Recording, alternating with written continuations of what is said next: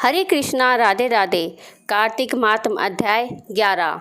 एक बार सागर पुत्र जालंधर अपनी पत्नी वृंदा सहित असुरों से सम्मानित हुआ। सभा में बैठा था, तभी गुरु शुक्राचार्य का वहां आगमन हुआ। उनके तेज से सभी दिशाएं प्रकाशित हो गई।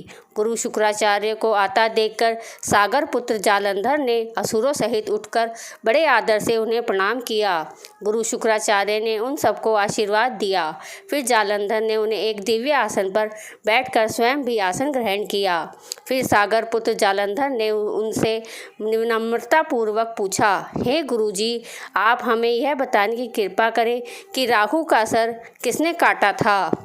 इस पर दैत्य गुरु शुक्राचार्य ने विरोचन पुत्र हिरण्यकश्यप के और उसके धर्मात्मा पुत्र का परिचय देकर देवताओं और असुरों द्वारा समुद्र मंथन की कथा संक्षेप में सुनाते हुए बताया कि जब समुद्र से अमृत निकला तो उस समय देवरूप राहु भी पीने बैठ गया। इस पर इंद्र के पश्चापाती भगवान विष्णु ने राहु का सिर काट डाला।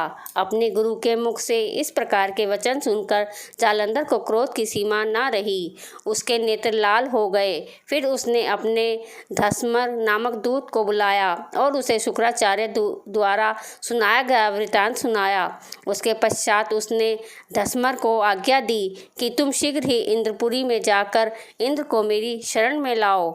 धस्मर जालंधर का बहुत आज्ञाकारी एवं निपुण दूत था। वह जल्दी ही इंद्र की सुधर्मा नामक सभा में जा पहुंचा और जालंधर के शब्दों में इंद्र से बोला, हे देवता धाम, तुमने समुद्र का मंथन क्यों किया और मेरे पिता के समस्त रत्नों को क्यों ले लिया। ऐसा करके तुमने अच्छा नहीं किया। यदि तुम अपना भला चाहते हो तो उन सब रत्नों एवं देवताओं सहित मेरी शरण में आ जाओ, अन्यथा मैं तेरे राज्य का ध्वंस कर दूंगा। इसमें कुछ भी मिथ्या नहीं है। इंद्र बहुत विमस्त हुआ और कहने लगा, पहले मेरे भय से सागर ने सब पर्वतों को अपनी कुशी में क्यों स्थान दिया और उसने मेरे शत्रु दैत्य की क्यों रक्षा की। इसी कारण मैंने उनके सब रत्न हरण किए हैं। मेरा द्रोही सुखी नहीं रह सकता, इसमें संदेह नहीं।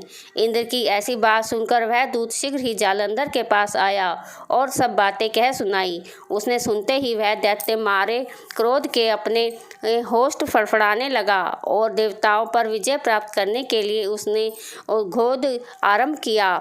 फिर तो सब दिशाओं पाताल से करोड़ों करोड़ों दैत्य उसके पास आने लगे। शुंभ निशुंभ आदि करोड़ों सेनापतियों के साथ जालंधर युद्ध करने लगा। शीघ्र ही इंद्र के नंदन वन में उसने अपनी सेना उतार दी। वीरों की शंख ध्वनि और गर्जना से इंद्रपुरी गूंज उठी। अरावती छोड़ देवता उससे युद्ध करने चले। भयानक मार काट हुई। असुरों के गुरु आचार्य शुक्र अपने मृत्यु संजीवनी विद्या से और देवगुरु बृहस्पति द्रोणागिरि से औषधि लाकर जिलाते रहे। इस पर जालंधर ने क्रोध होकर कहा कि मेरे हाथ से मेरे हुए देवता जी कैसे जाते। जिलाने वाली विद्या तो आपके पास है। इस पर शुक्राचार्य ने देवगुरु द्वारा द्रोणाचार्य से औषधि लाकर देवताओं को जिलाने की बात कह दी। यह सुनकर जालंधर और भी कुपित हो गया। फिर शुक्राचार्य जी ने कहा, यदि शक्ति हो तो द्रोणगिरि को उठाकर समुद्र में फेंक दो, तब मेरे कथन की सत्यता प्रमाणित हो जाएगी। इस पर जालंधर कुपित होकर जल्दी ही द्रोणगिरि पर्वत के पास जा पहुंचा और अपनी भुजाओं से पकड़कर द्रोणगिरि पर्वत को उखाड़कर समुद्र में फेंक दिया। यह तो भगवान शंकर का तेज था, इसमें जालंधर की कोई विचित्रता नहीं थी। उसके पश्चात यह सागर पुत्र युद्ध भूमि में जाकर खड़े हुए तीव्रता गति से देवताओं का संहार करने लगा। जब द्रोणाचार्य जी औषधि लेने गए तो द्रोणाचल को उखाड़ हुआ शून्य पाया। वह भयभीत हो देवताओं के पास आए और कहा कि युद्ध बंद कर दो, जालंधर को अब नहीं जीत सकोगे। पहले इंद्र ने शिवजी जी का अपमान किया था। यह सुन देवता युद्ध में जय की आशा त्याग कर इधर उधर भाग गए। सिंधुसुत निर्भय हो अमरावती में घुस गया। इंद्र आदि सब देवताओं ने गुफाओं में शरण ली। बोलो विष्णु भगवान की जय।